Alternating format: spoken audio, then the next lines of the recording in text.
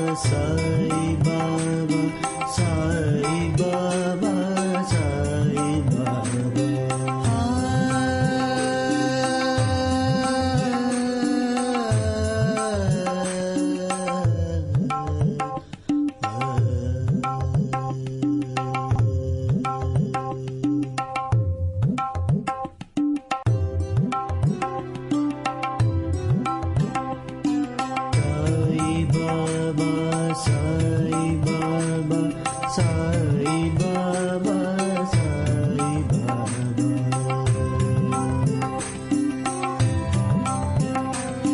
Sai Baba Sai Baba Sai Baba Sai Baba